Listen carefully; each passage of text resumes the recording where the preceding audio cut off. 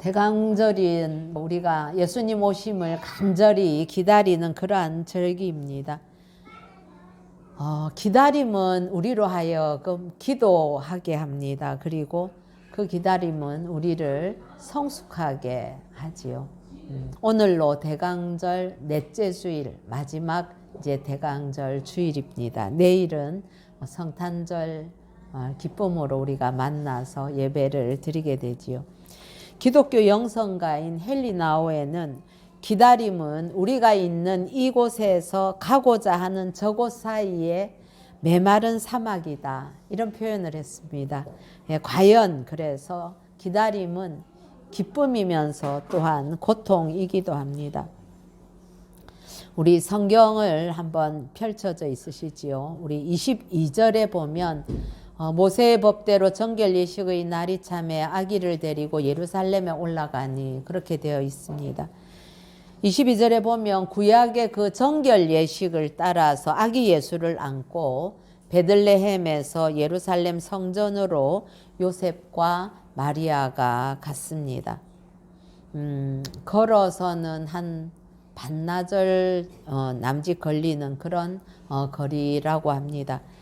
그런데 성전에는 이 요셉과 마리아와 약속한 적이 없고, 그리고 그동안에 한 번도 만난 적이 없는, 그래서 전혀 얼굴도 그 존재도 알 수 없었던 그런 한 노인인 시므온이 있었습니다. 시므온은 성경에서 이 장면에만 등장하고 나오지 않습니다. 그런데 아주 중요한 역할을 하고 역사에서 사라졌지요. 우리들도 남들이 알지 못하고 지나가는 인생일지도 모릅니다. 한 점처럼. 그러나 하나님께서 우리에게 맡겨주신 소중한 사명이 있을 것입니다. 우리는 그 사명을 잘 감당하면 되는 것이죠. 세상은 몰라줘도 우리 주님은 알고 계시니까요. 25절에서 27절까지의 내용은 시므온이 어떤 사람인지를 알려줍니다. 우리 같이 한번 읽어보십시다. 시작. 예루살렘에 시므온이라 하는 사람이 있으니 이 사람은 의롭고 경건하여 이스라엘의 위로를 기다리는 자라. 성령이 그 위에 계시더라. 그가 주의 그리스도를 보기 전에는 죽지 아니하리라 하는 성령의 지시를 받았더니 성령의 감동으로 성전에 들어가매 마침 부모가 율법의 관례대로 행하고자 하여 그 아기 예수를 데리고 오는지라. 여러분, 우리가 읽으니까 여기에 중복되는 단어가 나오죠. 그렇죠? 성령이라는 단어입니다. 성령이 그 위에 계신다. 성령께서 즉 임재하신다는 의미죠. 그리고 성령의 지시를 받았다. 또 성령의 감동을 따라서 행한다 하는 사람이 바로 이 성령의 사람인 시므온이었습니다. 이 시므온에 대해서 성경은 우리에게 의롭고 또 하나님을 향해서는 경건한 사람이다, 그렇게 이야기를 하고 있죠.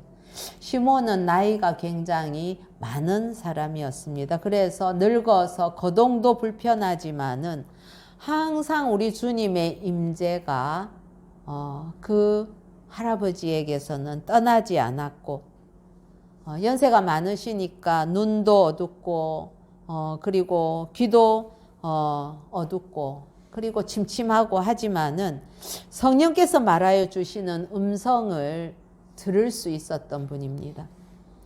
비록 어눌하고 느리지만은 성령의 그 감동하심을 따라서 움직이던 정말 성령이 충만한 믿음의 사람 시므온이었습니다. 그런데 그 시므온에게는 일생 동안 간절하게 기도해 온 소원이 있었습니다. 정말 슬픔 많고 암울한 이 세상에 언제쯤이나 하나님께서 약속하셨던 그 메시아를 보내주시면서 우리를 위로해 주실까. 그런 간절한 소망이 있었던 것이지요. 이 노인을 누구도 주목하지 않았지만은 시므온은 하나님의 긍휼을 바라면서 하나님 이 백성을 위로해 주십시오. 아버지 우리를 살리시고 또 위로해 주실 메시아를 보고 싶습니다. 라는 기도를 멈추지 않았던 것입니다. 그리고 마침내 하나님께서는 그 기도에 응답해 주셨습니다. 여러분 이스라엘의 민족들은 눈물의 민족입니다. 여러분 지금도 하마스와의 그 전쟁으로 인해서 참 양쪽이 얼마나 많은 사람들이 고통 가운데 있었습니까? 뿐만 아니라 이들은 2000년 동안 자기 나라라는 그런 땅을 갖지 못하고 전 세계에 흩어져 살던 사람들인데 그 이전에 우리 주님 오실 그때까지도 이들은 정말 힘들고 참 고난이 많은 그런 삶을 살았던 백성들입니다.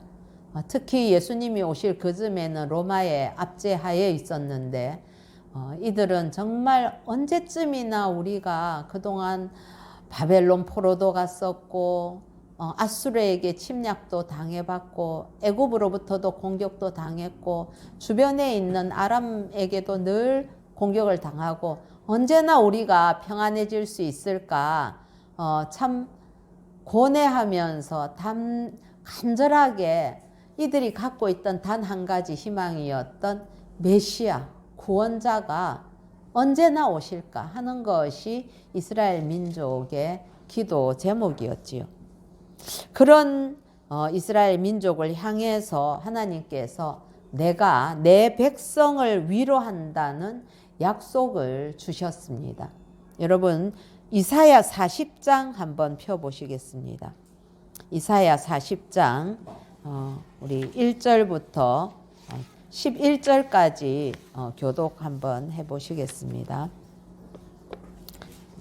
너희 하나님이 이르시되 너희는 위로하라 내 백성을 위로하라 너희는 예루살렘의 마음에 닿도록 말하며 그것에게 외치라 그 노역의 때가 끝났고 그 죄악이 사함을 받았느니라 그의 모든 죄로 말미암아 여호와의 손에서 벌을 배나 받았느니라 할지니라 하시니라 외치는 자의 소리여 이르되 너희는 광야에서 여호와의 길을 예비하라 사막에서 우리 하나님의 대로를 평탄하게 하라 골짜기마다 도두어지며 산마다 언덕마다 낮아지며 고르지 아니한 곳이 평탄하게 되며 험한 곳이 평지가 될 것이요 여호와의 영광이 나타나고 모든 육체가 그것을 함께 보리라 이는 여호와의 입이 말씀하셨느니라 말하는 자의 소리여 이르되 외치라 대답하되 내가 무엇이라 외치리까 하니 이르되 모든 육체는 풀이요 그의 모든 아름다움은 들의 꽃과 같으니 풀은 마르고 꽃이 시듬은 여호와의 기운이 그 위에 불미라 이 백성은 실로 풀이로다 풀은 마르고 꽃은 시드나 우리 하나님의 말씀은 영원히 서리라 하라 아름다운 소식을 시온에 전하는 자여 너는 높은 산에 오르라 아름다운 소식을 예루살렘에 전하는 자여 너는 힘써 소리를 높이라 두려워하지 말고 소리를 높여 유다의 성읍들에게 이르기를 너희의 하나님을 보라 하라 보라 주 여호와께서 장차 강한 자로 임하실 것이요 친히 그의 팔로 다스리실 것이라 보라 상급이 그에게 있고 보응이 그의 앞에 있으며 그는 목자같이 양떼를 먹이시며 어린 양을 그 팔로 모아 품에 안으시며 젖먹이는 암컷들을 온순히 인도하시리로다. 아멘. 이 하나님의 약속은 고난 중에 있던 이스라엘 백성들에게 구원자이신 예수 그리스도를 보내신다는 그러한 약속입니다. 시므온은 이 약속을 붙들고 하나님의 자비와 긍휼을 바랬습니다. 뿐만 아니라 26절에 보면 그가 주의 그리스도를 보기 전에는 죽지 아니하리라 하는 성령의 지시를 받았다고 했습니다. 그러니 시몬이 여러 가지 사회적인 거, 국가적인 거, 뭐 이런 것들을 볼 때는 너무나 암울하고 언제나 우리가 이 압제에서 벗어날까 그렇게 고통스러웠지만은 그럼에도 불구하고 하나님께서는 시몬에게 그리스도를 보기 전에는 죽지 않겠다 하는 그런 계시를 주셨기 때문에 그 말씀을 붙들고 날마다 성전에 올랐던 것이지요. 사랑하는 성도 여러분, 사실 이 땅에는 위로가 필요치 않은 사람은 없습니다. 좋으신 하나님은 우는 자의 눈물을 닦아주시고 또 어깨가 처진 자의 그 어깨를 다독거려 주시고 낙심하고 힘든 자를 격려하시고 용기를 주시고 위로해 주십니다. 주님을 만난 자들은 다 누구든지 주님의 위로하심을 경험하게 됩니다. 인간이 참 강해 보이지요. 그럼에도 불구하고 사실은 연약하기 때문에 단단해 보여도 깨지기 쉬운 그런 질그릇 같은 존재가 바로 우리 인간들이지요. 강한 척 큰 소리 치고 대단해 보이지만은 뒤를 돌아보면 자그마한 위로에도 감동하는 그런 연약한 존재입니다. 건강이 연약한 분들에게 여러분 다가가서 손 한번 잡아주시면서 많이 힘드시죠? 라고 그렇게 말만 건네도 눈물이 핑 도는 모습을 우리는 쉽게 볼 수 있습니다. 가족들에게 연약함을 보이지 않으려고 매번 씩씩하게 집을 나서지만은 밖에 나가면 갈 곳이 없어서 혼자서 배회하는 그런 실직한 가장도 있죠. 집안에서는 큰 소리 치고 강해 보여도 밖에 나가서는 어깨가 축 처지게 되는 그런 사람들도 있다는 겁니다. 뿐만 아니라 누구에게도 말할 수 없는 그러한 아픔, 바로 자녀로 인한 아픔 때문에 고통하는 부모들도 있습니다. 모두들 우리가 대강 감추고 살아서 그렇지 누군가의 위로를 목마르게 기다리는 것이 우리 인생이기도 합니다. 여러분, 제가 성도들의 가정을 위해서 이렇게 기도하다 보면 정말 위로가 필요 없는 가정은 단 한 가정도 없더라고요. 저 집은 아무 걱정이 없을 것 같아. 안 그렇습니다. 어느 가정이나 아픔과 상처들이 있고 그래서 주님의 위로가 다 필요한 가정들입니다. 정말 그렇기 때문에 여러분 가정들을 위해서 기도할 때마다 하나님의 그 자비와 긍휼을 구할 수밖에 없는 것이지요. 그렇게 말로만 뭐 이렇다 저렇다 잘 될 거다 그렇게 위로할 수 없는 것이 우리 삶의 실상이기도 합니다. 이렇듯 세상에는 위로와 용기가 필요치 않은 사람은 한 사람도 없습니다. 인생이 불행한 것은 넘어지는 것이 아니라 넘어졌을 때에 일으켜줄 대상이 없을 때가 불행한 것 아니겠습니까? 그런데 위로를 우리가 굳이 나누자면 세상이 주는 위로가 있고 그리고 하나님이 주시는 그런 위로가 있을 것입니다. 전화 한 통, 문자, 또 카톡 하나, 밥 한 끼에도 우리는 위로를 받습니다. 기분 전환이 되지요. 사람의 위로나 세상의 위로도 정말 이렇게 우리 마음을 따뜻하게 하고 큰 용기를 얻고 필요하지요. 그러나 그것은 시한이 거기까지입니다. 한계가 있다는 이야기입니다. 우리에게는 그것을 넘어서는 위로, 하나님의 위로가 필요합니다. 여러분, 하나님의 위로는 어떤 위로입니까? 그건 기분이 좀 좋아지는 정도, 내 마음이 좀 편하다 하는 그런 정도의 위로가 아닙니다. 그분의 위로는 받는 자의 삶을 변화시키고 삶의 방향을 바꾸게 하며 또 의지적으로 일어나고 새 힘을 얻게 하는 놀라운 위로입니다. 이것은 경험해 본 사람만이 간증할 수 있는 위로이지요. 성령의 사람인 시므온은 평생을 기도하면서 하나님의 위로를 기다렸습니다. 온 인류를 향한 하나님의 위로, 민족을 향한 하나님의 위로, 그리고 자신에게 약속해 주셨던 그 위로는 바로 메시아인 예수 그리스도의 오심이었습니다.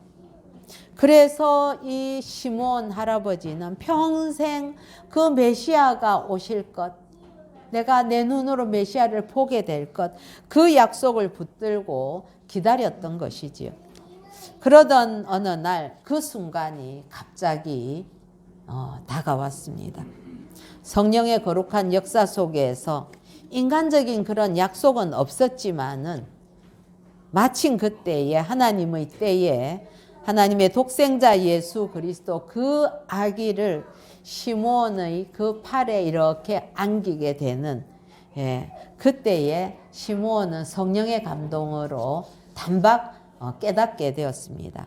아, 이 아기가 바로 구원자이시구나. 이 아기를 내 품에 내가 안아볼 수 있구나.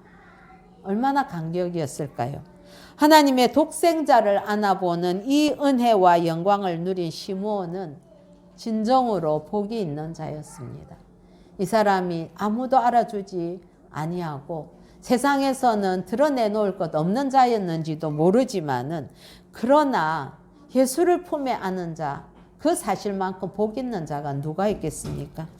얼마나 벅찼을까요? 그래서 그는 하나님을 찬양하며 노래를 불렀던 것입니다. 지난주에 우리가 마리아의 찬양, 아기 예수를 품에 안은 그 마리아의 찬양을 우리가 상고했습니다. 오늘은 이 아기 예수를 팔에 안아본 시몬의 노래를 상고합니다. 여러분, 제가 좀 더 쉽게 우리가 이해할 수 있는 우리말 성경으로 28절부터 32절까지를 한번 읽어보겠습니다.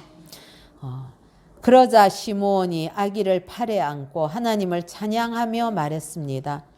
다스리시는 주여, 이제 주께서는 주의 종이 평안히 가게 해 주십니다. 이게 이제 죽어도 된다 이 말입니다. 제 두 눈으로 주의 구원을 보았습니다. 이 구원은 주께서 모든 백성 앞에 마련하신 것으로 이방 사람에게는 계시의 빛이요 주의 백성 이스라엘에게는 영광입니다. 이런 짧은 찬양이었지만 이 찬양은 너무 아름답고도 놀라운 찬양이었죠. 시몬의 이 노래는 평생을 기다리던 그 메시아를 만난 기쁨의 노래이자 이제 곧 자기 자신에게 맞이하게 될 그 죽음을 준비하는 마지막 찬양이기도 했습니다. 여러분들은 시몬처럼 평생의 기억으로 남을 만한 하나님을 향한 찬양을 가지고 계십니까? 그런 찬양 다 다릅니다. 우리가 주님을 만난 시간과 경험과 형태와 모든 게 환경도 다르기 때문에 찬양은 다 다를 것입니다. 그러나 우리도 시몬과 같이 주님을 만난 나만의 가장 기억할 만한 찬양이 있기를 간절히 축원합니다. 아멘. 뿐만 아니라 시몬처럼 평생에 가장 중요한 그 만남을 여러분 기억하시는지요? 예, 많은 만남들이 있습니다. 그러나 제게는 예수 그리스도를 만난 것이 제게는 가장 큰 기억에 남는 기억입니다. 성령의 사람으로 우리가 주님의 뜻을 기다리면서 살아갈 때에 우리에게도 특별한 만남과 아름다운 사건들이 분명하게 펼쳐질 것입니다. 예, 만난 자들은 이미 그런 많은 경험을 하고 계실 것이고 아직 주님을 인격적으로 만나지 않은 분들은 분명히 앞으로 놀라운 그러한 만남과 사건들이 펼쳐지게 된다는 것을 제가 성경 말씀을 근거로 해서 약속할 수 있습니다. 우리 36절부터 38절을 한번 읽어보십시다. 시작. 또 아셀 지파 바누엘의 딸 안나라 하는 선지자가 있어 나이가 매우 많았더라. 그가 결혼한 후 7해 동안 남편과 함께 살다가 과부가 되고 84세가 되었더라. 이 사람이 성전을 떠나지 아니하고 주야로 금식하며 기도함으로 섬기더니 마침 이때에 나와서 하나님께 감사하고 예루살렘의 속량을 바라는 모든 사람에게 그에 대하여 말하니라. 예. 그날 성전에 또 예수님을 만난 또 다른 사람이 있었습니다. 바로 아셀 지파 바누엘의 딸 안나라는 선지자였습니다. 그 여인은 84세로 나이가 매우 많았는데 결혼한 지 7년 만에 남편을 잃고 그 나이 되기까지 성전에서 신실하게 하나님을 섬겼다고 합니다. 남편을 잃는다는 것은 지금도 참 고통스럽고 아픈 일이지만은 여러분 이 예수님 당시에 여자가 남편을 잃는 것은 자신의 모든 그 생계가 막연하다는 것을 의미합니다.